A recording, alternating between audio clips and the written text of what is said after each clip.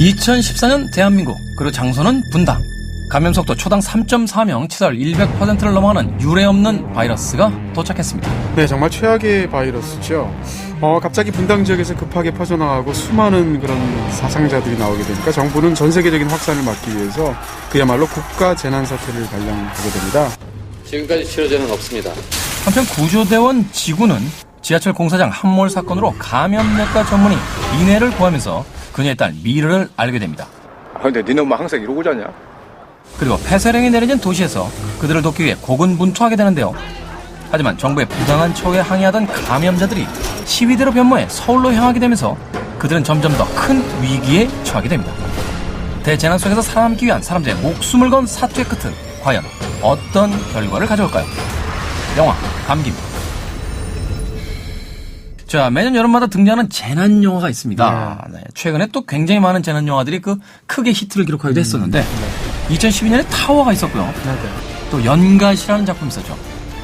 그리고 2009년에는 해운대가 있었습니다. 그렇습니다. 더군다나 이 감기 같은 작품은 애초에 그 구제역 살처분 사건들이 있었지 않습니까? 그렇죠. 근데 굉장히 끔찍한 사건들이었죠. 근데 그 사건에서 애초에 착상된 영화라고 제가 얘기를 들었거든요. 그런 만큼 어떻게 보면 현실에 굉장히 단단히 기반을 가지고 있고 거기서 착상된 굉장히 한국적인 재난 영화들이라고 할 수가 있겠습니다. 연가시도 그랬고요. 바로 이런 어떤 현실적인 공포를 어떤 폐쇄된 공간 속에서 다루는데 가장 유능한 감독 중에 한 명이 바로 김성수 감독인 것 같아요. 무사에서 등장했던 해안투성에서 어떤 고립된 전투라든지 이런 분위기 속에서 일정 정도 좀 다뤄봤던. 그렇습니다. 김성수 감독은 90년대 청춘 영화를 풍미하신 분이죠. 그래서 대표적으로 90년대 청춘 영화 중에 제일 유명한 영화인 비트 같은 작품. 그리고 태양은 없다. 태양은 없다. 이런 작품들인데 이번에는 이제 재난 영화로 돌아온 거죠. 근데 어쨌건 이런 블록버스터 영화가 제목이 감기다. 그럼 너무 약한 게 아니냐. 사람들이 이렇게 생각하는데. 저는 사실 네. 그 장혁 씨와 수혜 씨가 등장하지 않은 네. 그 티저 포스터에 감기라는 제목만 보고 네. 인디 영화인 줄 알았어요. 하다못해 앞에 죽음의 감기라든지. 전혀 없죠. 네. 감기. 네. 근데 영화를 보면 그게 오히려 리얼하다는 생각도 듭니다. 왜냐하면 감기라는 건 세상에서 가장 흔한 질병이거든요. 버스 안이라든지 혹은 시장에 물건을 사러 가서라든지 혹은 결혼식장 같은 데서 콜록콜록 할 때 그것이 이제 침이 튀면서 바이러스가 감염되는 장면을 슬로우 모션으로 굉장히 강조해서 몽타주로 보여주죠, 영화가. 사람이랑 절대 접촉하면 안 돼요. 물 만지게서도 안 되고요. 감기의 가장 큰 장점 중에 하나라면 굉장히 현실적인 공포를 안겨준다는 것인데 네. 영화를 보다 보면 정말 저런 일이 우리나라에 생기면 어떨까를 자꾸 상상하게 한다는 거죠. 현실적으로 우리가 굉장히 친숙하게 느끼고 있는 공간이기 때문에 굉장히 더 큰 공포가 있는 것 같아요. 그렇습니다. 일단 분당, 분당. 탄천, 네. 하트 등등 실제 지명이나 고유명사가 흔히 등장합니다. 제일 뭐라고 그럴까? 너무 인상적인 장면이 있어요. 정말 저런 상황이 생기면 저런 일이 벌어질 수도 있겠구나. 그런 상상할 수 있는 가장 끔찍한 장면이 영화 속에서 대규모로 펼쳐지게 되는데 사실 그 장면이 영화 속에서 가장 끔찍한 장면인데 그게 사실 우리의 어떤 뉴스에서 나왔던 장면 중에 데자뷰가 있어요. 그러니까요. 구제역하고 관련이 되겠죠. 그렇죠. 직접적으로 말씀드리긴 뭐하겠지만 그래서 이 장면을 딱 보시게 되면 설마 하는데 그 장면이 영화 속에서 펼쳐지는 순간 압도되는 듯한 그런 끔찍한 느낌들이 들죠. 그런 측면에서 영화가 이제 흥미진진하게 느껴지는 요소가 분명히 있다. 이런 정도로 얘기를 할 수 있을 것 같고요. 네. 근데 이제 이 영화는 뭐라고 그럴까요? 좀 신기하기도 하고 좀 이상하기도 하고 이런 부분들이 있어요. 예를 들어서 이제 캐릭터 문제인데 네. 이렇게까지 규모가 큰 대작 영화에서 특정 주인공을 이렇게까지 밉살스럽게 만드는 것도 사실 일부러 그렇게 만든 거거든요. 각본에서 보면. 예를 들면 대표적으로 이제 수혜 씨를 얘기할 수가 있을 그렇죠. 텐데요. 네. 잠시만요. 영화의 초반부를 보게 되면 예를 들어서 본인이 죽을 수도 있는 절체절명의 위기 속에서 일단 프롤로그에서 구조대원인 장혁 씨가 구해줍니다.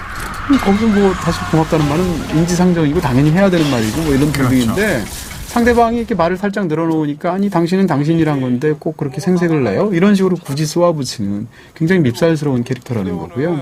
사람 찾아주고 그러지 물건 찾아주고 그런 거 안 하는데. 무슨 소리예요? TV 보니까 강아지랑 고양이도 막 찾아주고 하던데.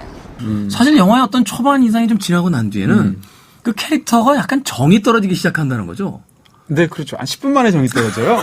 제 재난 일어나기 전에. 매정하게 떼시네요. 아니 정말이에요. 이 앞부분에 보면은 아니 저 여자는 예쁜 것 빼고 뭐야 이런 느낌이 들 정도로. 막말이신가요? 아니 극중 캐릭터를 얘기하는 거고요. 아니 그러니까. 네. 아니 근데, 저는 그래도 한 25분 정도까지 버텨봤어요. 여자 얼굴 보시는군요.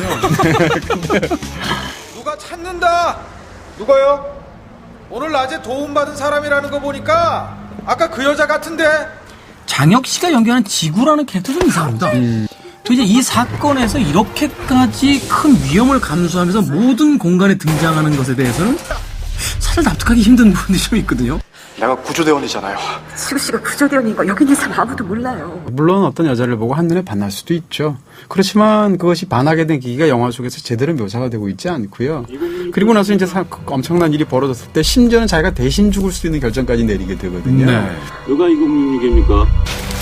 내가 2066인데요.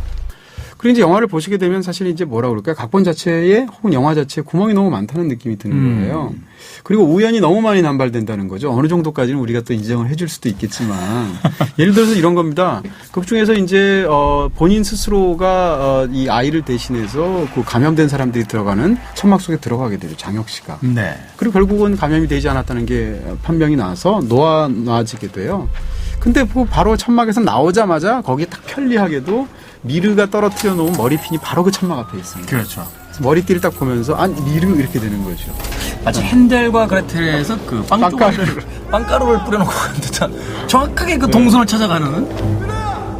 감기의 연기들이 훌륭하다고는 할 수 없을 거예요. 근데 그것이 이제 연기의 그 순전히 몫이냐, 그건 아닌 것 같고, 각본에서부터 일단 이 인물들이 굉장히 잘 만들어지지 못한 인물들이기 때문에 영화가 굉장히 생뚱맞는 네. 그런 느낌들을 주고 있는 건 사실이고요. 사실 영화 중반부에는 어떤 전개가 이루어지고 있는지도 관객들도 조금 혼란스러워지기 시작하는. 맞아요. 그리고 심지어는 중간에 마스크를 쓴다든지 가림막을 쓴다든지 해서 말이 안 들리는 장면들도 많고, 예를 들어서 이런 총체적인 부분에 있어서 영화 자체가 거대한 혼란을 겪는 것처럼 보인다라는 게 어떻게 보면 가장 큰 단점이라고 말할 수 있을 것 같고요. 이 감기라는 이 대작 영화가 저희들이 예상했던 것만큼 어떤 유쾌한 결말까지는 이르지 못해서 조금은 안타까운 마음이 듭니다.